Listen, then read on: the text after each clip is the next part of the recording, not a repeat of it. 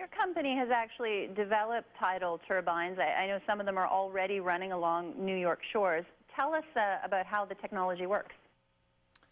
Good question. The development of tidal power has proceeded very quickly over the past 10 years. There's some interesting new developments. Basically, tidal energy works across the lateral flow of the tides. Turbines catch the flow of the waterway, work through a generator gearbox, and the moving axle generates the power, which goes through the cable to the shoreline. There are small-scale and large-scale units. Some of them are on a megawatt scale, which is utility grid scale, and others, such as the ones we're working with, are integrated into the shoreline infrastructure, so they're 100 kilowatts or smaller. One of the challenges of this technology is maintenance. It's sitting underwater, sometimes in pretty hostile environments, large tides, ice during the winter, etc. What and how long does it take in terms of capital expenditure before you have to revamp the whole thing? How many years to get out of a turbine without having to put more money into it? Good question. We look at titanium and some of the positive and advanced qualities of that material for long-term marine application for the critical parts. So we have a design scenario of 20 years, and at this early stage in the industry, we're looking at maintenance every quarter, so 4, maybe 5 maintenance intervals every year. Just as the wind industry has a maintenance schedule that enables long-term operation, we have the same type of maintenance schedule for our units.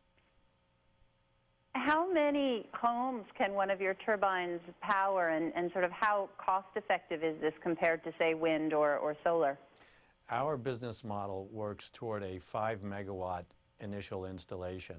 For every megawatt, every megawatt's 500 homes of capacity. So a 5 megawatt is about 2,500 homes in that model. Are there any of these marine turbines commercially installed in the Canadian market? And if so, how long have they been there?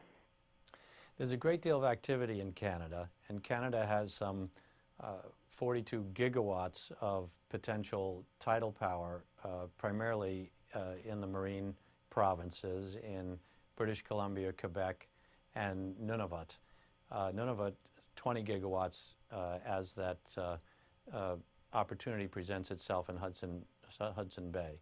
So the opportunity there is significant in Canada and in the United States as well, in New England primarily, and on the West Coast, state of Washington and California around San Francisco. Those are the key areas of development for tidal power in North America right now. How are you funding this? Is it grant money? Do you have private investors? Because especially with new technology, it does tend to be expensive. Absolutely. We have about a 50-50 mix of private investment and public investment through state grants and the U.S. Department of Energy. As we move forward, and the events of the last several weeks have really created a breakthrough scenario for us across investor interests, as some of the conventional methods of power generation, the crisis in the Middle East with oil and the nuclear catastrophe in Japan, has sparked a great deal of interest in our activity. So we're looking at moving forward with private investment that looks to sell the power to the grid in our scenario going forward right now. I'm interested in the maintenance model. Do basically people swim down to these devices? You have undersea divers servicing them. How does it work? Well, good question. Our business model works toward nearshore infrastructure, and we are actually working on a micro scale from 20 to 100 kilowatts. That's the scale of turbines that we're working with. So they can be integrated into shoreline infrastructure like docks, canals, jetties, bulkheads. Marinas are throughout New Jersey, for example, is a key area for our growth. And these can be mounted on boat lifts, so they can actually come up out of the water. Some other companies, other competitors that we have are looking for larger scale operations in a megawatt scale. Verdant Power in New York City has pylon-mounted units that are like windmills underwater. Our turbines are cross-flow turbines that have a different design and can be integrated into more nearshore operations. So the use of divers is limited, but we use them occasionally for maintenance.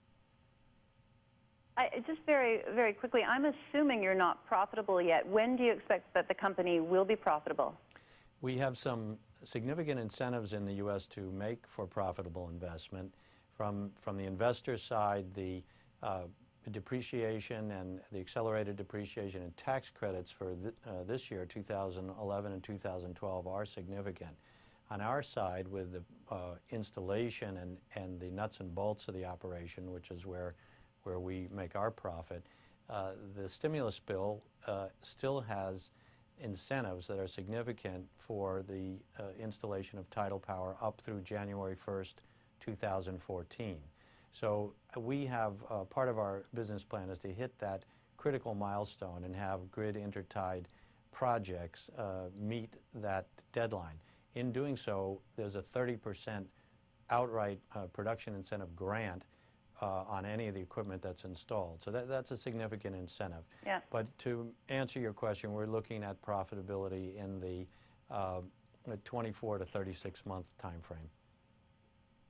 All right, I hope you get there. Roger Bason, thank you very much. Thank you.